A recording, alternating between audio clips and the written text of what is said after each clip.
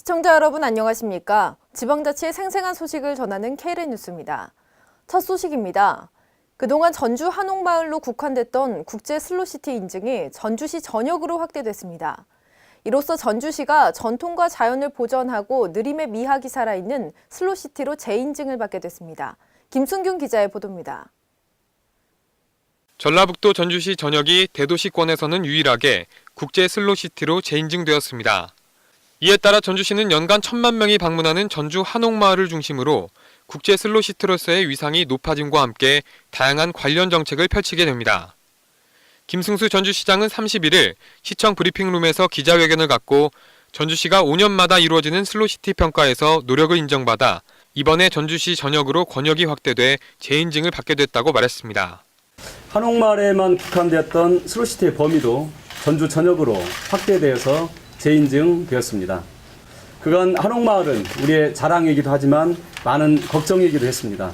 너무나 많은 관광객들이 몰려오고 상업화가 급속하게 진행되면서 과연 슬로시티 재인증을 받을 수 있을까 많은 분들께서 함께 걱정해 주셨습니다. 그래서 한옥마을 주민 서포터스를 중심으로 자정활동을 벌이기 시작했고 방문객 수용태세 개선과 평가 항목에 대한 체계적인 대처로 슬로시티 재인증을 받게 된 것입니다. 아울러 이번 인증평가에는 주민들의 자발적인 노력과 함께 전주시가 한옥마을 수용태세 개선과 금연거리 지정 등 다양한 사업들을 해온 점이 이번 재지정 평가에 반영된 것으로 전해졌습니다. Kren 김승균입니다. 해외에서 발표된 조사 결과에 따르면 우리나라 공기질 수준이 전 세계 180개국 중 173위로 조사됐습니다. 최근 몇 년 새 부쩍 외출이 꺼려지는 대기 환경이 조성되고 있는데요. 이와 관련해 오늘 전라북도 의회에서 김종철 의원이 전북의 미세먼지 농도와 관련한 대책 마련의 필요성을 촉구했습니다. 유희광 기자의 보도입니다. 전라북도의 초미세먼지 농도가 갈수록 높아지고 있는 가운데 전북도의회 김종철 의원이 전북도의 대책 마련을 촉구하고 나섰습니다. 김 의원은 31일 열린 전라북도 의회 임시회 본회의 5분 자유 발언을 통해 이같이 요구했습니다. 지역별 미세먼지 오염 기준으로 볼 때 전북의 경우 타 시도와 비교해 오염도가 최고 수치를 웃돌고 있다며 이는 도내 등록 차량 83만 대 중 경유차가 절반에 가까운 45.7% 38만 대를 차지하고 있고 2005년식 이전 경유 차량이 전체의 31%인 12만여 대를 차지하고 있음을 이유로 설명했습니다. 덧붙여 서울 및 수도권 등에서는 2005년식 이전 경유차가 매연 검사 기준을 초과할 경우 10%만 자부담시켜 매연 저감 장치를 장착할 수 있도록 해놓았지만 전북은 이 같은 지원 정책이 마련돼 있지 않은 실정이라며 이는 전북이 타도에 비해 심각한 대기오염 수치를 기록할 수밖에 없는 원인이다 말했습니다. 이러한 조사 결과를 토대로 김종철 의원은 대기 환경의 질 개선을 위한 전북의 환경정책과 범도민적 캠페인이 활성화되도록 특단의 대책 마련을 강조했습니다. 전북도청에서 Kren 유희광입니다. 대학생들이 방학 기간 중 기차를 타고 전국을 누비며 지역 특산물을 판매하고 수익금의 일부를 기부하는 비영리 단체가 있습니다. 청춘부보상인데요. 이번에 전라북도 정읍시와 청춘부보상이 정읍시 관광 홍보를 위한 업무 교류 협약을 체결했습니다. 김성지 기자의 보도입니다. 전라북도 정읍시가 대학생 보부상인 청춘보부상과 손을 맞잡고 지역의 관광 홍보에 나섰습니다. 정읍시는 31일 방학 기간을 이용해 기차를 타고 지역 특산품 판매에 나서는 청년보부상과 정읍시 관광 홍보를 위한 업무 협약을 맺었습니다. 이번 협약으로 정읍시는 7월 25일부터 4박 5일간 청춘보부상 측에 정읍 구경을 소재로 한 관광 홍보용 단체복과 이동 편의 등을 제공하고 청춘보부상은 단체복을 입고 정읍 특산품 판매에 나서게 됩니다. 지난 2013년 첫 출발한 대학생들의 청춘보부상이 자치단체와 업무협약을 체결한 것은 정읍시가 처음입니다. 이번 협약을 통해 양측은 관광자원과 특산품의 홍보 등 일석이조의 효과를 올릴 것으로 기대하고 있습니다. Kren 김성지입니다. 지난 21일 오는 7월에 개통하는 인천 도시철도 2호선 열차가 시험 운행을 하는 중에 다른 열차와 추돌하는 사고가 발생했는데요. 이와 관련해 인천시가 기자회견을 열었습니다. 시스템 문제가 아닌 기관사의 실수임을 강조했는데요. 김순균 기자의 보도입니다. 인천시가 지난 21일 시범운행 중 발생한 인천도시철도 추돌사고에 관련해 기자회견을 열었습니다. 21일에 발생한 열차 사고에서는 다행히 인명피해는 없었지만 이 사고를 계기로 그동안 홍보되었던 무인열차 시스템의 문제점에 관련해 우려의 목소리가 높아졌습니다. 도시철도 관계자는 이날 기자회견을 통해 21일에 발생한 추돌사고는 당시 무인운행을 진행하다가 사고가 난 것이 아니며 실제로는 운행 테스트를 위한 기관사가 탑승해 있었고 기관사의 전방 미숙지와 수동 조작 관련 실수로 인해 문제가 일어난 것이지 무인 운행 중에 발생한 사고가 아님을 강조했습니다. 관제실 통신이 없는 상태로 운전되신 거예요? 예, 본인이 끈 거예요.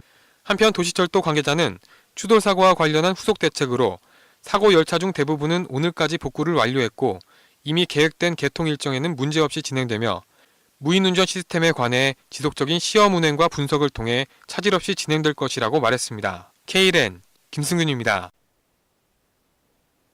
지난주부터 나흘간 열린 제42회 전주 대사슴놀이 전국대회가 어제부로 막을 내렸는데요. 국악계 각 분야의 장원이 선발됐습니다. 유희광 기자가 다녀왔습니다. 국악의 흥과 멋으로 전주를 뜨겁게 달궜던 제42회 전주 대사슴놀이 전국대회에서 김도연 씨가 판소리 명창부 장원에 올랐습니다. 김도연 씨는 전라북도 전주시 경기전에서 열린 국악계 최고 등용문인 전주 대사슴놀이 전국대회 본선에서 조자룡 활 쏘는 대목을 열창해 대통령 상인 장원을 차지하며 명창부 장원을 수여받음에 따라 국내 최대 규모 상금인 4천만 원의 상금과 함께 1천만 원 상당의 부상을 거머쥐게 됐습니다.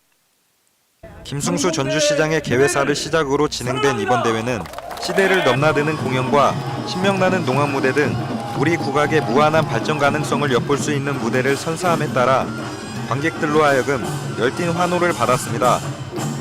저희가 3년 동안 지금까지 열심히 준비해왔고요. 작년이랑 재작년 같은 경우 2등해서 아쉬웠는데 이번에는 꼭 1등 하려고 마음을 딱 다잡고 다들 열심히 해가지고 좀 준비해서 나오게 되었습니다. 국민농악단! 한편 전주 대사슴 놀이의 마지막 날인 30일 태조로 쉼터에는 대사슴 놀이터가 설치되어 판소리, 타악, 종이공예, 한지공예 등 다채로운 체험 공간을 마련해 방문객들로 하여금 우리의 아름다운 문화유산을 만끽할 수 있도록 하였습니다. 전주 경기전에서 K랜 유희광입니다. 전라북도 정읍시의 인구가 1967년을 정점으로 꾸준히 감소해 왔는데요. 지난해부터 15만 명 선마저 붕괴돼 이를 회복하기 위해 적극 나섰습니다. 김성지 기자의 보도입니다. 전라북도 정읍시는 인구 감소에 대비해 인구 15만 명 회복 운동에 나섰습니다. 정읍시는 30일 정읍시청 5층 대회의실에서 기관단체 기업체 대표 및 실무 담당자 50여 명이 참석한 가운데 정읍 인구 15만 회복을 위한 기관단체 기업체 간담회를 가졌습니다. 이날 간담회에서 김생기 시장은 2018년까지 전략적인 인구 회복 시책이 필요하다고 강조했으며 참석한 기관단체 기업체 대표들은 인구 감소 상황에 공감하며 인구 회복 시책에 적극 협력함으로써 정읍시 미래성장 동력 창출을 위해 최선을 다해 노력할 것을 다짐했습니다. K랜 김성지입니다. 강원도는 2013년부터 동해시 망상동 일원 193만 평을 사계절 명품해양 국제관광도시로 조성하는 망상지구 사업을 추진해오고 있는데요. 이번에 망상지구 사업의 개발 방향을 제시하는 마스터플랜 수립 내용이 공개됐습니다. 김순균 기자의 보도입니다. 강원도가 망상지구 개발 방향을 제시하는 마스터플랜 수립 내용을 공개했습니다. 동해안권 경제자유구역청에 따르면 마스터플랜은 망상지구 개발 사업 시행자인 동해개발이 지난해 7월부터 계획 수립에 착수한 이후 약 10개월에 걸쳐 수립되었습니다. 이번 마스터플랜을 통해 도시의 미래 모습을 미리 추상해 도시 개발 방향, 도시 형태 등 기본 골격을 정하고 향후 도시의 큰 방향과 함께 도시 개발의 근간을 마련하게 됩니다. 한편 이번에 공개된 마스터플랜은 6월부터 한 달간의 보완 기간을 거쳐 실시 계획 수립에 반영하게 됩니다. 강원도 관계자는 분야별 투자 인원들이 긴밀한 협력을 통해 망상지구 사업이 성공적으로 개발될 수 있도록 행정 지원에 최선의 노력을 다하겠다고 말했습니다. K랜 김승균입니다. 전라북도 군산시가 대학생 학자금의 대출 이자를 전액 지원합니다. 경제적 어려움을 겪고 있는 학생들의 학업 집중을 돕기 위해서인데요. 유희광 기자가 취재했습니다. 군산시 대학생 학자금 이자 지원에 관한 조례가 지난 20일 군산시 의회에서 의결되면서 올해 하반기부터 전라북도 군산시 소재 대학생들이 학자금 대출이자 전액을 지원받게 됩니다. 이번 의결된 조례는 학생들이 학업과 아르바이트를 병행하며 매학기 준비하기에는 비싼 대학 등록금과 이로 인한 학자금 대출로 학교 생활에 경제적 어려움을 겪고 있는 대학생들이 이자 부담을 한층 해소하고 균등한 고등교육 기회 보장으로 학업에 집중할 수 있도록 하기 위해 마련됐습니다. 우리 학생들이 재학 중에 조금이나마 정신적으로 이렇게 좀 부담이 되는 그런 이자 문제에 대해서 지원이 될 수 있으니까 많은 학생들이 참여해서 조금이라도 혜택을 봤으면 좋겠습니다. 학자금 대출이자 전액 지원 대상자는 신청 기준일 주민등록이 군산시로 등록되어 있고 한국장학재단에서 학자금 대출을 받은 대학생으로 이자 지원은 휴학기간 최대 6학기를 포함한 대학 재학 기간 동안 이루어지게 됩니다. 하반기부터 학자금 대출 이자 지원이 시작되는데 저희도 이제 신청을 해가지고 이제 지원을 받을 수 있게 되었는데 근데 그래서 그 시간 아르바이트 하는 시간을 이제 학업에 집중할 수 있는 시간으로 전환할 수 있게 되어서 좋을 것 같습니다.